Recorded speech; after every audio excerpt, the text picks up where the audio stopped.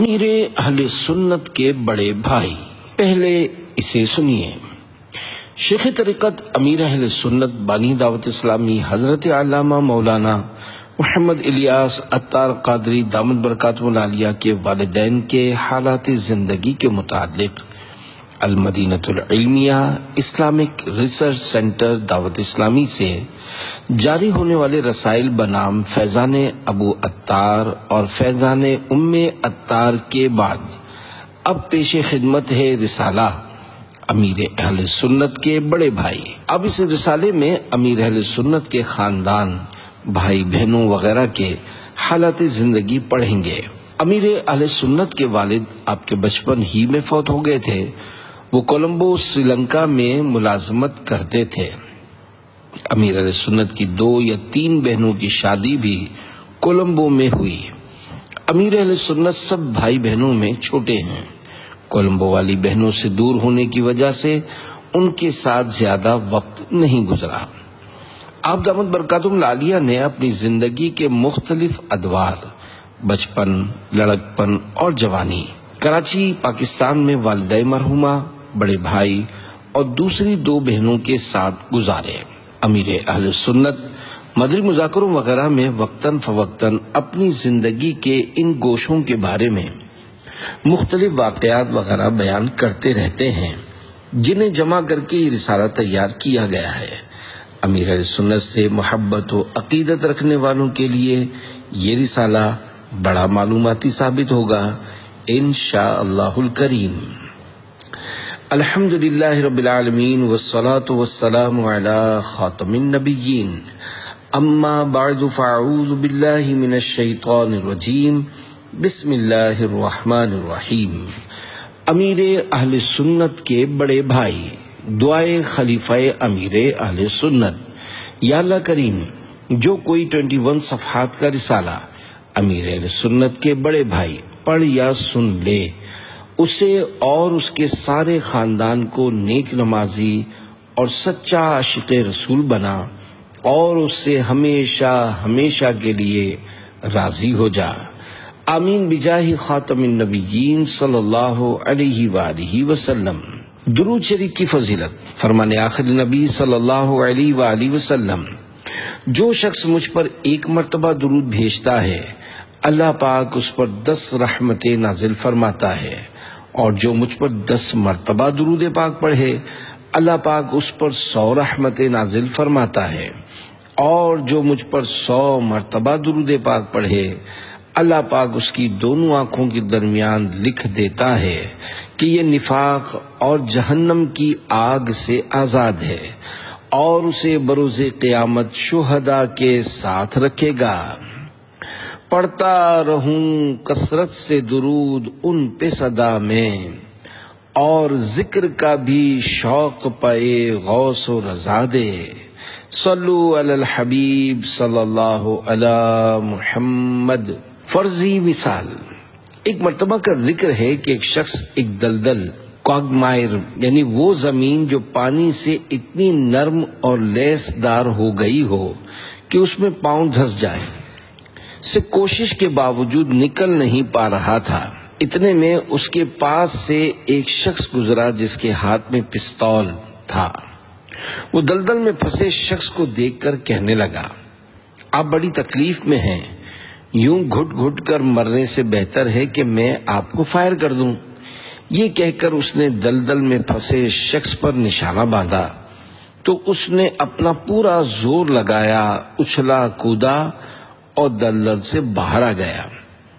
پستول والا اپنا پستول ایک طرف پھینک کر ہنستے ہوئے اس سے کہنے لگا، میں تمہیں مارنا نہیں چاہتا تھا، بلکہ میں نے اس لیے تم پر نشانہ باندھا کہ تم دلدل سے نکلنے کے لیے صحیح کوشش نہیں کر رہے تھے۔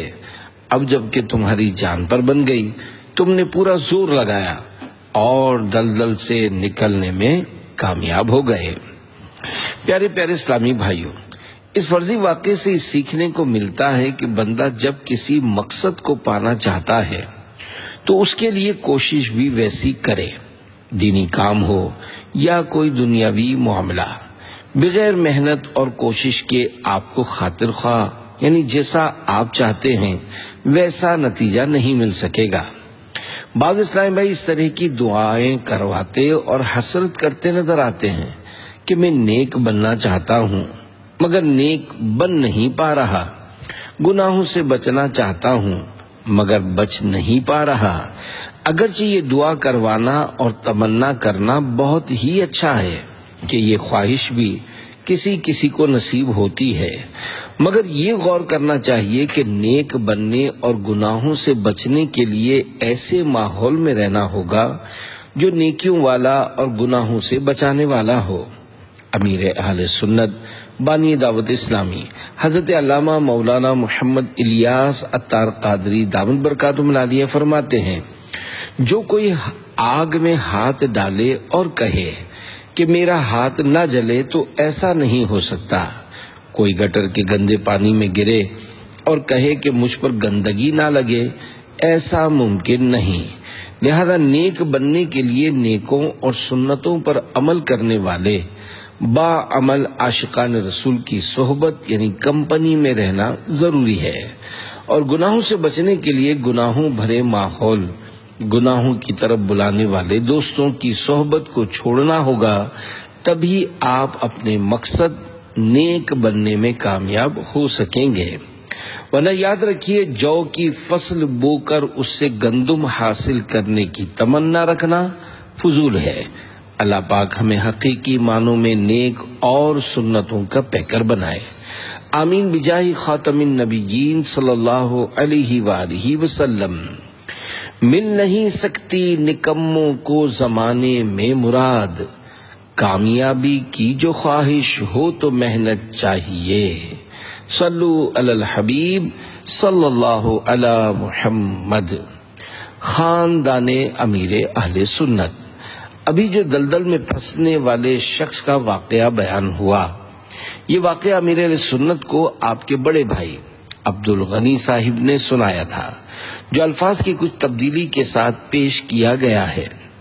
امیر اہل سنت بانی دعوت اسلامی حضرت علامہ مولانا محمد الیاس عطار قادری دامت برکاتہم العالیہ کی اور آپ کے بڑے بھائی کی عمر میں تقریباً 10 سے 15 سال کا فرق تھا۔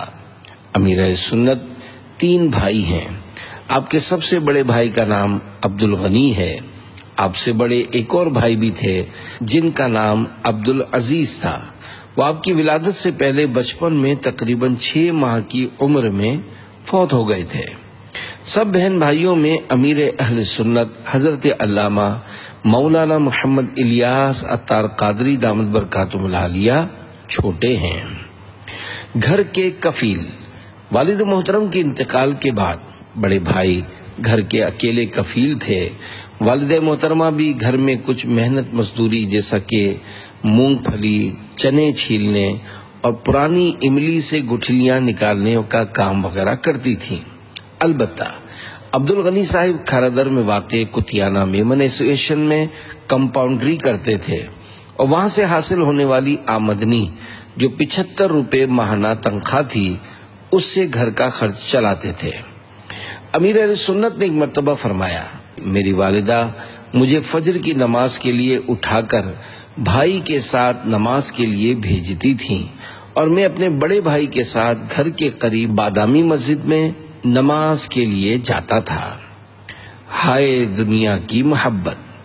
ایک شخص نے امیر اہل سنت کے مرحوم بھائی عبد الغنی صاحب کے کچھ پیسے دینے تھے، وہ بیمار ہو گئے۔ مرض بڑھتا گیا، جوں جوں دوا کی کہ مزداق تندرست نہ ہوئے، اور جب لگا کہ اب وہ بچ نہ سکیں گے تو عبد الغنی اپنے چھوٹے بھائی یعنی امیر اہل سنت کے ساتھ اسپتال ان سے ملنے کے لیے پہنچے۔ عمر کا سٹھاپا تھا یا مال و دولت کی حرص و ہوس، امیر اہل سنت کے بھائی کی طرف سے رقم کا تقاضا کرنے پر وہ ڈاکٹر کو مخاطب کر کے کہنے لگا، اے ڈاکٹر، تم نے جتنے پیسے لینے ہیں لے لو اور میرا علاج کرو، مگر عبد الغنی میں تمہیں پیسے نہیں دوں گا۔ آخر کار وہ فوت ہو گئے۔ امیر علیہ سنت کے گھر میں غربت کے ڈیرے تھے۔ آپ کے بڑے بھائی نے مرحوم کے بیٹوں سے بھی رقم کا مطالبہ کیا، مگر خاص ریسپانس نہ ملنے کی صورت میں امیر اہل سنت دامت برکاتہ العالیہ نے گھر میں مشورہ کر کے وہ رقم مرحوم کو معاف کر دی۔ اللہ پاک مرحوم کے گناہ معاف فرمائے۔ غیرت کا تقاضا۔ پیارے پیارے اسلامی بھائیوں، افسوس سرے سے قرض واپس نہ کرنے یا خواہ کی تاخیر کی بیماری آج کل بہت بڑھ گئی ہے۔ جب قرض لینا ہو تو 100 بار چکر لگاتے ہیں، اور واپس کرنا ہو تو بجائے خود دینے کے جس سے قرض لیا ہے اس کو 100 چکر لگواتے، دھکے کھلاتے اور جوتے گھسواتے ہیں۔ بعض بد نصیب تو اس کے باوجود بھی بہانے بناتے، آئیں بائیں شائیں کرتے اور مقروض یعنی جس سے قرض لیا ہے اس کو طرح طرح سے پریشان کرتے ہیں۔ اگر دنیاوی اعتبار سے بھی دیکھا جائے تو یہ کتنی بری بات ہے کہ آپ کے مشکل وقت میں قرض دینے والے نے آپ کو قرض دے کر آپ کی پریشانی دور کی، اور اب اس کے گھر جا کر شکریہ ادا کر کے اس کی رقم واپس دینے کے بجائے اسے دھکے کھلائے جا رہے ہیں۔ اللہ پاک ایسوں کو سمجھنے والی عقل عطا فرمائے اور سچی توبہ کی توفیق دے۔ قرضہ واپس نہ دینا یا اس میں تاخیر کرنا۔ علماء کرام نے بغیر کسی شرعی مجبوری کے قرض ادا کرنے میں دیر کرنے کو ظلم فرمایا ہے۔ جب قرض میں بلا عذر شرعی دیر کرنا ظلم ہے تو کسی سے قرض لے کر سرے سے واپس ہی نہ کرنا کتنا بڑا گناہ ہوگا۔ آج کل قرض کے نام پر لوگوں کے لاکھوں بلکہ کروڑوں روپے ہڑپ کر لیے جاتے ہیں۔ ابھی تو یہ سب آسان لگ رہا ہوگا لیکن قیامت میں بہت مہنگا پڑ جائے گا۔ اللہ پاک کے پیارے پیارے آخری نبی مکی مدنی محمد عربی صلی اللہ علیہ وآلہ وسلم نے ارشاد فرمایا، قرض کی ادائیگی میں صاحب استطاعت کا ٹال مٹول کرنا ظلم ہے۔ استطاعت والے کا قرض کی ادائیگی میں ٹال مٹول کرنا اس کی آبرو یعنی عزت کو حلال کر دیتا ہے، یعنی اسے برا کہنا اور اس پہ طعن و تشنیع کرنا جائز ہو جاتا ہے۔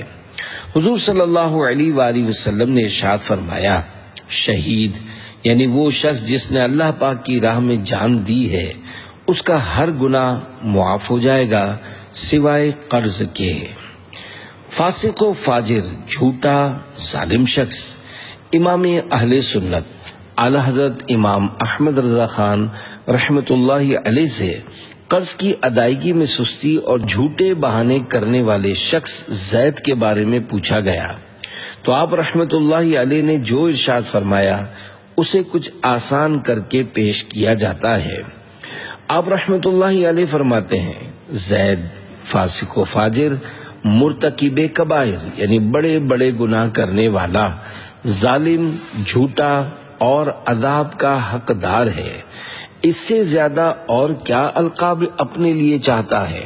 اگر اس حالت میں مر گیا اور لوگوں کا قرض اس پر باقی رہا، اس کی نیکیاں ان یعنی قرض خواہوں کے مطالبے میں دی جائیں گی، اور کس طرح دی جائیں گی یہ بھی سن لیجئے۔ تقریباً 3 پیسے قرض کے بدلے 700 نمازیں باجماعت دینی پڑیں گی۔ جب اس قرضہ دبا لینے والے کے پاس نیکیاں نہ رہیں گی، ان قرض خواہوں کے گناہ اس کے سر پر رکھے جائیں گے اور آگ میں پھینک دیا جائے گا۔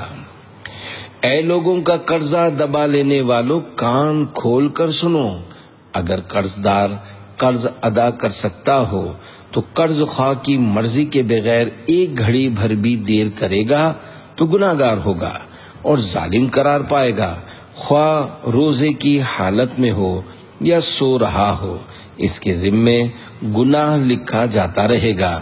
گویا ہر حال میں گناہ کا میٹر چلتا رہے گا اور ہر صورت میں اس پر اللہ پاک کی لعنت پڑتی رہے گی۔ یہ گناہ تو ایسا ہے کہ نیند کی حالت میں بھی اس کے ساتھ رہتا ہے۔ اگر اپنا سامان بیچ کر قرض ادا کر سکتا ہے تب بھی کرنا پڑے گا، اگر ایسا نہیں کرے گا تو گناہگار ہے۔ اگر قرض کے بدلے ایسی چیز دے جو قرض خواہ کو ناپسند ہو تب بھی دینے والا گناہگار ہوگا، اور جب تک اسے راضی نہیں کرے گا اس ظلم کے جرم سے نجات نہیں پائے گا، کیونکہ اس کا یہ کام بڑے گناہوں میں سے ہے، مگر لوگ اسے معمولی خیال کرتے ہیں۔ مت دبا قرضہ کسی کا نابکار، روئے گا دوزخ میں ورنہ زار زار۔ صلو علی الحبیب صلی اللہ علی محمد۔ بڑے بھائی کی شادی۔ امیر اہل سنت کے بڑے بھائی کی شادی خانہ آبادی کی تقریب سعید سادگی سے ہوئی اور نکاح غالباً نیو میمن مسجد بولڈر مارکیٹ کراچی میں ہوا۔ امیر اہل سنت کی رہائش ان دنوں گو گلی والے گھر میں تھی۔ گھر میں 2 کمرے تھے، ایک کمرے میں بھائی کی فیملی جبکہ دوسرے کمرے میں والدہ اور بہنیں وغیرہ رہتے تھے۔ امیر اہل سنت کے بڑے بھائی عبدالغنی صاحب کے 5 بیٹے پیدا ہوئے۔ 3 ذی الحج شریف 1446، 30 مئی 2025 اس رسالے کو لکھتے وقت ایک بیٹے حاجی ادریس کے علاوہ سب بیٹے زندہ ہیں۔ کیلے کا چھلکا اور بھائی کا انتقال۔ عبدالغنی صاحب جھاڑو کا کام کرتے تھے۔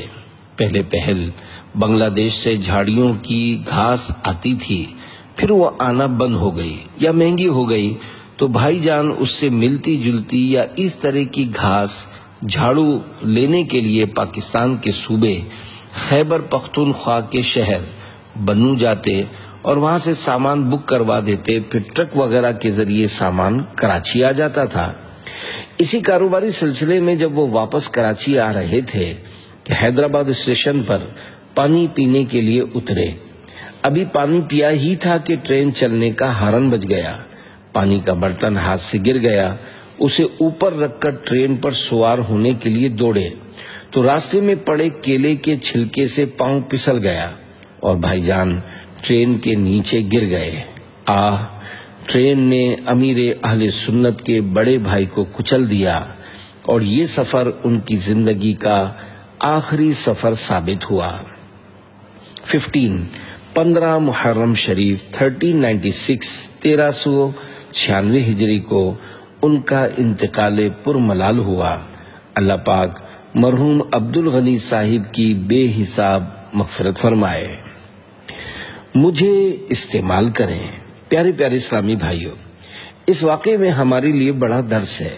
عوامی راستوں یا گاڑیوں بسوں وغیرہ کے اڈوں پر عموماً کچرا ڈالنے کی جگہ ڈسٹ بن موجود ہوتی ہے اور اس پر واضح طور پر لکھا ہوتا ہے یوز می، یعنی مجھے استعمال کیجیے، مگر جن کا صفائی ستھرائی کا ذہن کم یا بالکل نہیں ہوتا وہ جہاں کھاتے ہیں وہیں کچرا پھینک دیتے ہیں۔ گھروں اور کاروباری مقامات سے نکلنے والا کچرا جب صحیح طریقے سے ٹھکانے نہیں لگایا جاتا تو یہ زمین کی آلودگی کا سبب بھی بنتا اور بسا اوقات بے احتیاطی سے پھینکا ہوا کچرا کسی کے زخمی ہونے یا جانی و مالی نقصان کا سبب بھی بن سکتا ہے، جیسا کہ امیر اہل سنت کے بھائی کے انتقال والے واقعے سے معلوم ہوا۔ اے عاشقان رسول، اگر آپ راستے میں آنے جانے والوں کو تکلیف پہنچانے والی کبھی کوئی چیز دیکھیں تو تھوڑا سا رک کر اچھی نیت کے ساتھ اسے ہٹا کر صدقے کا ثواب کمائیں۔ مسلم شریف کی حدیث پاک میں ہے، راستے سے تکلیف پہنچانے والی چیز ہٹا دینا صدقہ ہے۔ اسلام ہمیں صفائی ستھرائی کی ترغیب دیتا ہے، گھر میں ہوں یا باہر، آفس میں ہوں یا دکان پر، بازار میں ہوں یا مارکیٹ میں، ہر جگہ صفائی کا خیال رکھیں۔ راستے سے تکلیف دہ چیز کو ہٹانا۔ اللہ پاک نے حضرت موسیٰ کلیم اللہ علیہ السلام سے ارشاد فرمایا، اے موسیٰ، اگر تم پسند کرو کہ میں آسمان میں اور دنیا کے راستوں پر فرشتوں کے سامنے تم پر فخر کروں تو مسلمانوں کے راستے سے تکلیف دہ چیز یعنی پتھر کانٹا وغیرہ ہٹا دیا کرو۔ جنت کے 3 حروف کی نسبت سے راستے سے تکلیف دہ چیز ہٹانے کے بارے میں 3 فرامین مصطفیٰ صلی اللہ علیہ وآلہ وسلم۔ نمبر 1، جس نے مسلمانوں کے راستے سے تکلیف دہ چیز ہٹا دی اس کے لیے ایک نیکی لکھی جائے گی، اور جس کے لیے اللہ پاک کے ہاں ایک نیکی لکھ دی گئی تو وہ اس نیکی کے سبب اسے جنت میں داخل فرما دے گا۔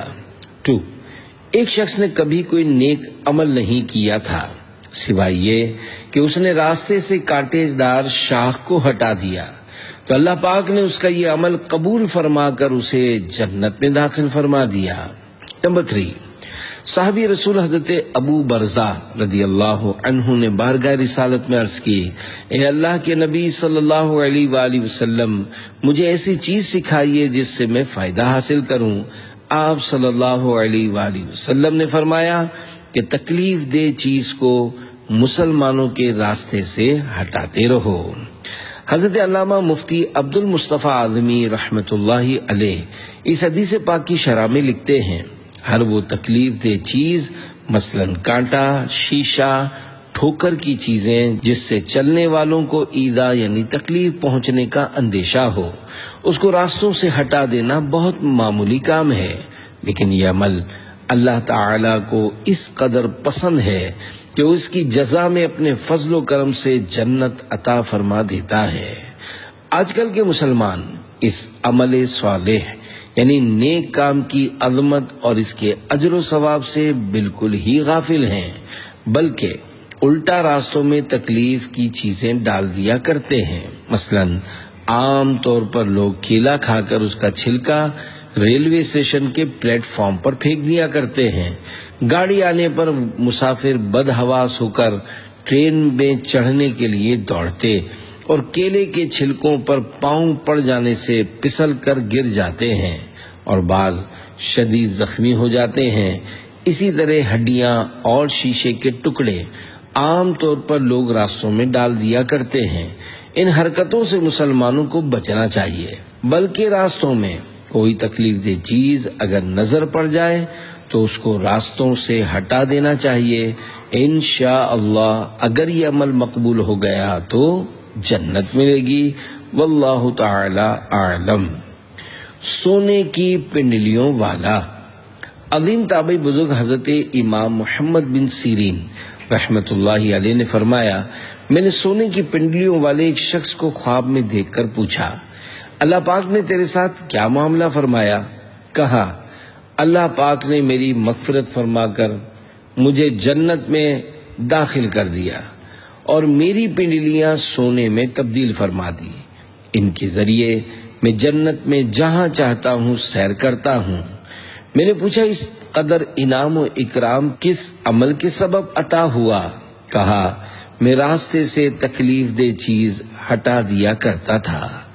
صلو علی الحبیب صلی اللہ علی محمد۔ افسوسناک خبر۔ امیر اہل سنت اپنے بھائی کی وفات کی خبر کی کیفیت بیان کرتے ہوئے فرماتے ہیں، محرم شریف کے دن تھے، میں اس وقت باہر کہیں سے کھانا کھا کر گھر آیا اور چائے کے لیے پتیلی چولہے پر رکھی ہی تھی کہ دروازے پر دستک ہوئی۔ باہر گیا تو دیکھا کہ سول ڈریس یعنی سادہ لباس پہنے پولیس والے نے اپنے پاس موجود پیپر سے بھائی جان کے انتقال کی یہ خبر وحشت اثر پڑھ کر سنائی کہ آپ کے بھائی عبدالغنی بن عبد الرحمن کا حیدرآباد میں ٹرین حادثے میں انتقال ہو گیا ہے۔ میں نے جیسے تیسے اپنے آپ کو سنبھالا اور اپنے حواس پر کنٹرول رکھتے ہوئے بہنوں کو خبر دی۔ اس وقت والدہ مرحومہ گھر میں نہ تھیں۔ جب وہ گھر آئیں اور انہیں جوان بیٹے کے انتقال کی خبر ملی تو گھر میں غم کی فضا پھیل گئی۔ فوتگی کی اطلاع دینے کا طریقہ۔ پیارے پیارے اسلامی بھائیوں، امیر اہل سنت کی زندگی کا یہ پہلا موقع تھا جس میں آپ کے سامنے گھر میں انتقال ہوا اور آپ نے بڑی حکمت عملی سے سب کو مطلع کیا۔ گھر کے کسی قریبی عزیز کا جب انتقال ہو جائے تو گھر میں موجود بزرگ افراد اور دیگر رشتہ داروں کو اطلاع کرنے میں بڑی حکمت عملی سے کام لینا چاہیے، ورنہ کبھی کبھی ایسا بھی ہوا ہے کہ جوان بچے یا بچی کے انتقال کی خبر سن کر بوڑھے یا مریض والدین کو ہارٹ اٹیک ہو گیا، وہ بھی صدمے کی تاب نہ لا کر دنیا سے چلے گئے، بے ہوش ہو گئے یا کسی مرض میں مبتلا ہو گئے۔ لہذا گھر میں کسی اہم فرد کی فوتگی کی اطلاع دینا ایک نہایت حساس کام ہے۔ خاص طور پر جب گھر میں بوڑھے افراد اور بچے ہوں۔ اگر کبھی اس طرح کی نوبت پیش آئے تو سب سے پہلے اپنے حواس پر کنٹرول کیجیے اور ایسے الفاظ کا انتخاب کیجیے کہ جس سے جھوٹ بھی نہ ہو، اور جن افراد کو خبر دینی ہے ان کو کم سے کم تکلیف یا صدمہ پہنچے۔ نرمی سے دعائیہ الفاظ کے ساتھ اس انداز سے اطلاع دیجیے کہ یہ خبر سامنے والے کے لیے پریشان کر دینے والی یعنی شاکنگ نیوز یا جھٹکے کا سبب نہ بنے۔ بالخصوص بوڑھے افراد کو حادثے یا موت کی کیفیات وغیرہ کی تفصیلات بتانے کے بجائے مختصر اور آسان الفاظ میں یوں کہہ دیجئے، اللہ پاک کے حکم سے فلاں کا انتقال ہو گیا، اللہ پاک ان کی بے حساب مغفرت فرمائے اور ہمیں صبر عطا فرمائے۔ گھر میں موجود بچوں کو ان کی نفسیات کے مطابق فوتگی کے بارے میں بتانے کے لیے بھی اچھا انداز اختیار کیجیے۔ مثلاً آپ کے چاچو، نانا، ماموں وغیرہ فوت ہو گئے ہیں، اللہ پاک سے دعا کریں کہ اللہ پاک انہیں بے حساب بخش دے۔ ایسا بھی ہو سکتا ہے کہ سب گھر والوں کو ایک دم اطلاع دینے کے بجائے سنجیدہ اور بڑے افراد کو ایک ایک کر کے خبر دیں۔ گھر میں فوتگی کی اطلاع خاص طور پر بزرگ افراد کو ایسے وقت میں دیں جب وہ پرسکون ماحول میں ہوں۔ نیند یا کھانے کے وقت فوت ہونے کی خبر دینے سے ہو سکتا ہے کہ وہ کھانا پینا چھوڑ دیں اور غم میں خود بیمار ہو جائیں یا نہ سوئیں اور رو رو کر صدمے کا اثر دل پر لے لیں اور پھر جسمانی اعضاء پر کوئی سخت ری ایکشن نہ آ جائے۔ اگر اطلاع دینے کے بعد آپ کو لگے کہ بزرگ افراد یا بچے مرحوم کے غم میں زیادہ صدمے میں ہیں تو ان کے ساتھ زیادہ وقت گزاریں اور انہیں تسلی دیں اور صبر کے فضائل سنائیں۔ میت لینے کے لیے حیدرآباد کا سفر۔ امیر اہل سنت نے اپنے پڑوسی حاجی عبدالستار مرحوم سے حیدرآباد ساتھ جا کر میت لانے کے بارے میں بات کی تو انہوں نے پڑوسی ہونے کا اچھا حق ادا کیا اور ساتھ چلنے کی حامی بھری۔ پھر ایک سماجی تحریک کی گاڑی میں امیر اہل سنت اپنے بھائی کی میت لینے راتوں رات حیدرآباد روانہ ہوئے۔ گھر کے افراد کے لیے صدمہ چھوٹا نہ تھا۔ امیر اہل سنت کا دل صدمے سے دوچار تھا۔ وہ سماجی کارکن کچھ غیر شرعی جملے بولا کرتا تھا۔ امیر اہل سنت نے اس موقع کو غنیمت جانتے ہوئے بڑے پیار بھرے انداز میں اسے نیکی کی دعوت دیتے ہوئے ان باتوں سے توبہ کرنے کا ذہن دیا اور توبہ نہ کرنے کی صورت میں عذاب آخرت سے ڈرایا۔ اس غم کے موقع پر زبان سے نکلے ہوئے الفاظ تاثیر کا تیر بن کر اس کے دل میں لگتے رہے اور اس نے وہیں گاڑی چلاتے چلاتے اپنے ان جملوں سے رجوع اور توبہ کی سعادت پائی۔ اے عاشقان رسول، اللہ پاک نے جن سے دنیا میں دین کا بڑا کام لینا ہوتا ہے تو انہیں شروع ہی سے نیکی کے راستے پر چلاتا ہے اور ان کی دستگیری یعنی مدد فرماتا ہے۔ اللہ پاک نے امیر اہل سنت کو بچپن ہی سے برے لوگوں اور برے کام سے بچنے کی توفیق عطا فرمائی۔ الحمدللہ اب دنیا دیکھ رہی ہے کہ لاکھوں لوگوں کو آپ کے سبب سے راہ ہدایت عنایت ہوئی۔ آپ نے اپنے بھائی کی میت لینے کے لیے جاتے وقت بھی نیکی کی دعوت کے اس عظیم فریضے کو نہ چھوڑا اور اس سماجی کام کرنے والے کو قبر و آخرت کے عذاب سے ڈرا کر توبہ کرنے پر ابھارا اور آپ کی زبان سے نکلنے والے پرتاثیر جملوں سے اسے توبہ کی توفیق ملی۔ کاش نیکی کی دعوت کی اس عظیم داعی یعنی دعوت دینے والے کے صدقے میں ہمیں بھی لوگوں کو نیکی کی دعوت دینے کا نہ ختم ہونے والا جذبہ مل جائے۔ میرے عطار کا صدقہ الہی، میرا جذبہ کسی صورت نہ کم ہو، صدا کرتا رہوں سنت کی خدمت، میرا جذبہ کسی صورت نہ کم ہو۔ صلو علی الحبیب صلی اللہ علی محمد۔ حضرت عبدالوہاب شاہ جیلانی رحمت اللہ علیہ کے مزار شریف پر حاضری۔ امیر اہل سنت دامت برکاتہم العالیہ زندگی میں پہلی مرتبہ کراچی سے باہر دوسرے شہر گئے تھے. آپ کو اندازہ تھا وہیں رات رکنا پڑ سکتا ہے، اس لیے رات رکنے کے اہتمام کے ساتھ کراچی سے روانگی ہوئی. آپ نے حیدرآباد میں مشہور ولی اللہ حضرت عبد الوہاب شاہ جیلانی رحمت اللہ علیہ کے بارے میں سن رکھا تھا. سماجی کارکن سے بات کر کے پہلے مزار شریف پر حاضری دی اور پھر پولیس اسٹیشن میت یعنی ڈیڈ باڈی لینے پہنچے. پولیس والوں کی ایمانداری، پولیس والوں کا انداز بڑا ہمدردانہ تھا. انہوں نے مختصر ضروری کارروائی کر کے یہ کہتے ہوئے لاش یعنی میت اور مرحوم بھائی کی جیب سے نکلنے والا سارا سامان، نقدی یعنی رقم اور گھڑی وغیرہ امیر اہل سنت کے حوالے کر دیے کہ ہمیں آپ سے ہمدردی ہے، آپ لوگ دکھی ہیں، ہم آپ کا زیادہ وقت نہیں لیں گے. حسن سلوک کا یہ منظر دیکھ کر امیر اہل سنت کے دل پر پولیس والوں کا اچھا اثر پڑا اور یوں حیدرآباد میں رات رکنے کی نوبت ہی نہ آئی اور راتوں رات کراچی واپسی ہو گئی. غسل میت اور نماز جنازہ. حادثے میں شہید ہونے کی وجہ سے میت کے اعضاء کٹ گئے تھے، لہذا میت کو گھر لانے کے بجائے میٹھا در میں اسی سماجی تحریک کے آفس میں کفن اور غسل وغیرہ کا انتظام کیا گیا. امیر علیہ سنت ان دنوں شہید مسجد کھارا در میں امامت کرواتے تھے. آپ نے وہیں اپنی مسجد کے باہر بھائی کی نماز جنازہ پڑھائی اور میوہ شاہ قبرستان میں تدفین ہوئی. اے عاشقان رسول، روڈ ایکسیڈنٹ سے فوت ہونے والا حکمی شہید ہے. شہید حکمی کو شہادت کا ثواب ملتا ہے. قریبی دوست کے تاثرات. امیر علیہ سنت کے اس وقت کے ایک بڑے قریبی دوست حاجی توفیق انجینئر صاحب اور پڑوسی بچو بھائی نے راقم الحروف یعنی محمد طاہر اتاری عفیہ عنہ کو بتایا کہ امیر علیہ سنت کے بھائی کے انتقال کے وقت آپ کے دل پر صدمے کا پہاڑ تھا. اس وقت کی کیفیت کو لفظوں میں بیان کرنا مشکل ہے، مگر آپ کے صبر و استقلال کو سلام ہے کہ آپ نے ایسے مشکل حالات میں اپنے آپ پر کنٹرول رکھا اور صبر و استقامت کے ساتھ اپنی دینی مصروفیات اور گھر کے معاشی حالات کو ٹیک اوور کر لیا یعنی سنبھال لیا اور اچھے انداز سے گھر کے معاملات کو لے کر چلتے رہے.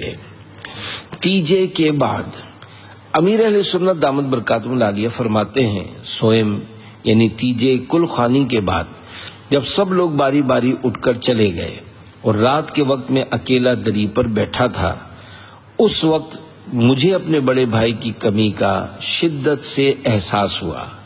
میں وہیں بیٹھا بلک بلک کر رونے لگا. اس وقت کوئی ایسا نہ تھا جو مجھے دلاسا دیتا یا میرا غم دور کرتا. اعلی حضرت امام اہل سنت رحمت اللہ علیہ اپنے نعتیہ کلام میں لکھتے ہیں، آنکھیں رو رو کے سجانے والے، جانے والے نہیں آنے والے، صلو علی الحبیب صلی اللہ علی محمد. بھائی کی وراثت کی تقسیم. امیر علیہ سنت بے حد محتاط فی الدین یعنی دینی معاملات میں بہت زیادہ احتیاط کرنے والے ہیں. بچپن میں والد مرحوم کے انتقال کے بعد گھر کی وراثت تقسیم نہیں ہوئی تھی، اسی سے مل جل کر گھر چلتا رہا. جب بڑے بھائی کا انتقال ہوا تو وراثت تقسیم کرنے میں سخت آزمائش ہوئی، کیونکہ اب وراثت میں بھائی بہنوں کے ساتھ ساتھ بڑے بھائی کے 5 یتیم بچوں اور ان کی بیوہ کا بھی حصہ تھا. امیر علیہ سنت نے والد مرحوم کی وراثت کو شرعی تقاضوں کے مطابق تقسیم کرنے میں شریعت کی پیروی کی. وہ عظیم الشان مثال قائم کی جو قابل تقلید یعنی عمل کرنے کے قابل ہے. آپ نے مفتی اعظم پاکستان حضرت علامہ مولانا مفتی وقار الدین رحمت اللہ علیہ سے رہنمائی لے کر شرعی طریقے کے مطابق وراثت تقسیم کی، بلکہ مرحوم بھائی کے یتیم بچوں اور بیوہ کو کچھ زیادہ دیا تاکہ اپنی طرف ان کا کوئی حق باقی نہ رہے. پھر اسی پر بس نہیں، خوف خدا کا یہ عالم تھا کہ کہیں ان کے حق میں کمی نہ رہ گئی ہو۔ اس گمان کو دور کرنے اور اطمینان قلب کے لیے اپنے بھتیجوں کے بالغ ہو جانے کے بعد سب سے معافی مانگی کہ اگر مجھ سے تقسیم کرنے میں کوئی غلطی ہو گئی ہو تو مجھے معاف کر دیجئے اور اپنی والدہ سے بھی معافی دلوا دیجئے۔ کردار ان کا ستھرا، اخلاق ان کا اعلیٰ، یوں ہی نہیں ہے شہرا عطار قادری کا۔ مال وراثت تقسیم کیجیے۔ کسی شخص کے انتقال کے بعد اس کے چھوڑے ہوئے مال کو میراث یا وراثت کہتے ہیں۔ قرآن کریم اور احادیث مبارکہ میں وراثت کے مسائل کو بڑے تفصیلی انداز سے بیان فرمایا گیا ہے۔ اگر فوت ہو جانے کے بعد مرحوم کے یتیم بچے ہوں تو ان کی وراثت کے بارے میں خاص احکام اور ان کے مال میں ہر قسم کی خیانت سے بچنے کی نہایت تاکید آئی ہے، جیسا کہ پارہ 4 سورۃ النساء کی آیت نمبر 10 میں ارشاد ہوتا ہے، ان الذين يأكلون اموال اليتامى ظلما انما يأكلون في بطونهم نارا وسيصلون سعيرا۔ ترجمہ کنز العرفان۔ بے شک وہ لوگ جو ظلم کرتے ہوئے یتیموں کا مال کھاتے ہیں وہ اپنے پیٹ میں بالکل آگ بھرتے ہیں اور عنقریب یہ لوگ بھڑکتی ہوئی آگ میں جائیں گے۔ حدیث پاک میں ہے، رسول اکرم صلی اللہ علیہ وآلہ وسلم نے ارشاد فرمایا، میں نے معراج کی رات ایسی قوم دیکھی جن کے ہونٹ اونٹوں کے ہونٹوں کی طرح تھے اور ان پر ایسے لوگ مقرر تھے جو ان کے ہونٹوں کو پکڑتے پھر ان کے منہوں میں آگ کے پتھر ڈالتے جو ان کے پیچھے سے نکل جاتے۔ میں نے پوچھا، اے جبرائیل علیہ السلام، یہ کون لوگ ہیں؟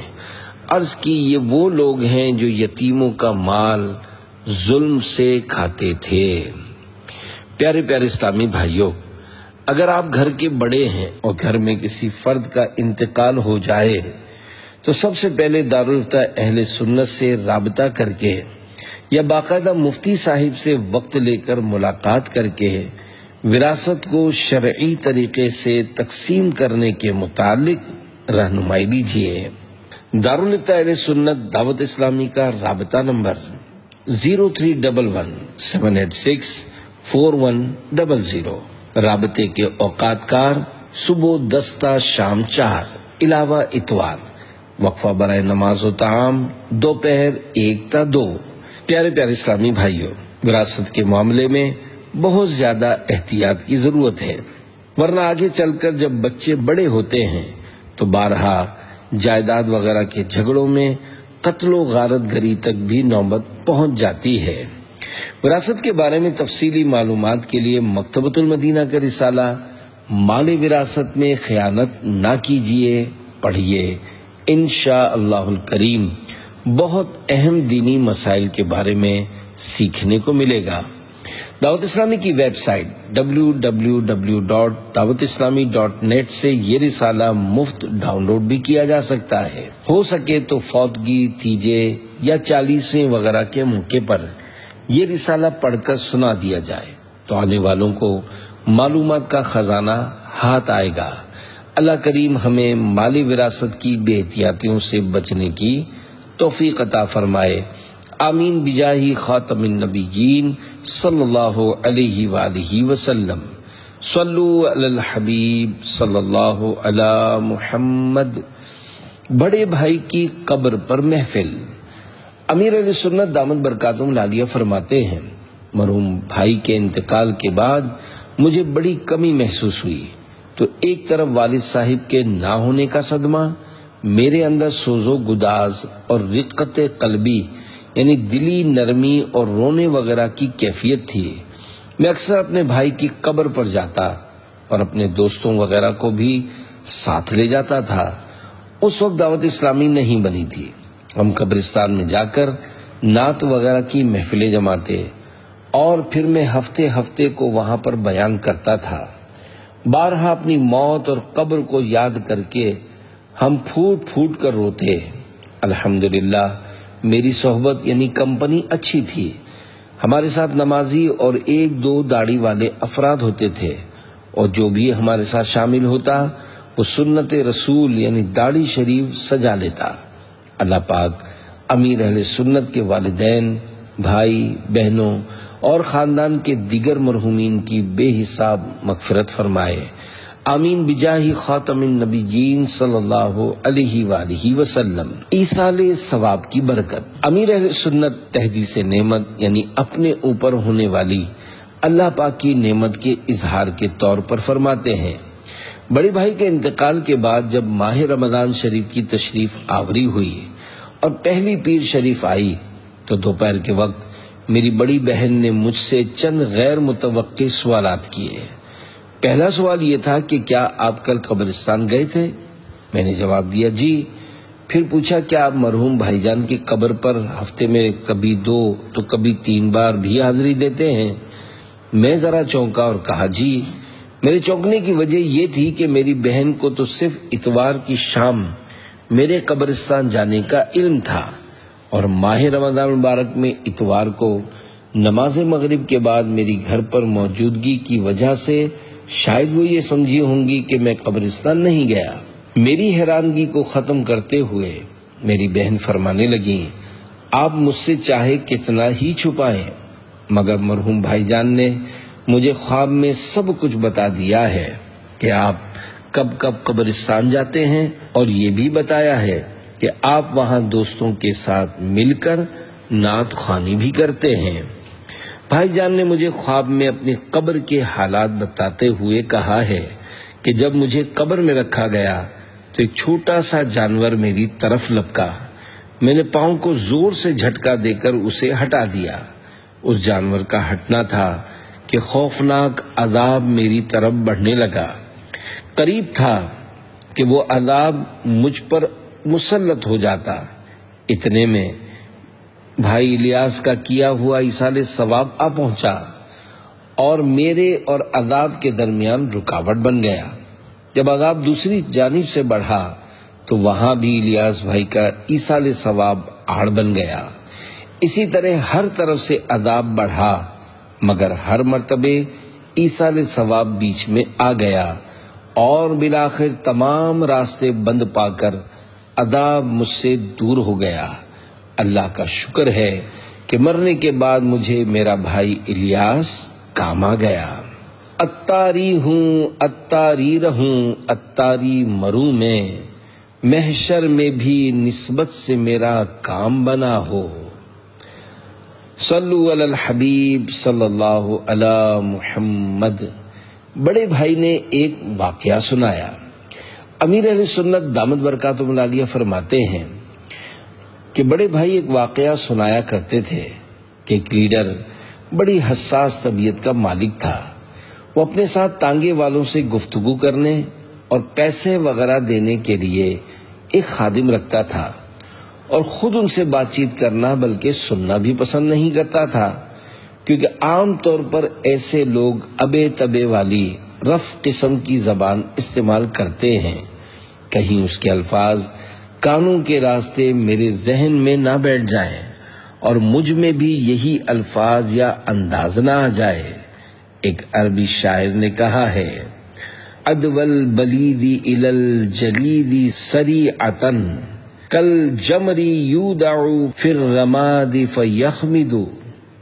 ترجمہ، کند ذہن کی غلط عادتیں ایک ذہین و فطین کی ذہانت پر بہت جلدی اثر انداز ہوتی ہیں، بالکل ایسے ہی جیسے اگر انگارے کو راکھ میں رکھ دیا جائے تو وہ ٹھنڈا ہو جاتا ہے۔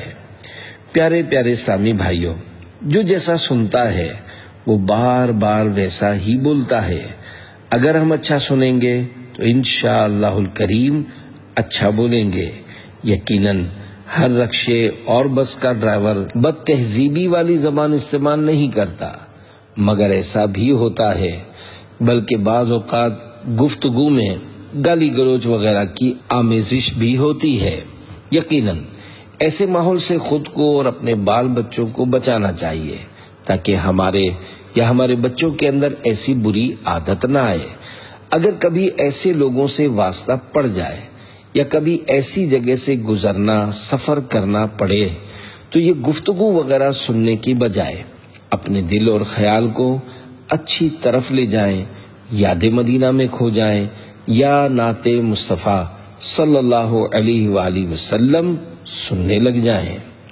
آئے نہ مجھے وسوسے اور گندے خیالات، دے ذہن کا اور دل کا خدا قفل مدینہ۔ امیر اہل سنت دامت برکاتہ العالیہ کے بڑے بھائی کے سنائے ہوئے ایک اصلاحی واقعے سے شروع ہونے والا یہ رسالہ بڑے بھائی ہی کے سنائے ہوئے ایک اور اصلاحی واقعے پر ختم ہوتا ہے۔ اللہ پاک غلطی کوتاہی معاف فرمائے اور میرے ماں باپ اور اہل و عیال کی بے حساب مغفرت فرمائے، آمین بجاہ خاتم النبیین صلی اللہ علیہ وآلہ وسلم۔ صلو علی الحبیب صلی اللہ علی محمد۔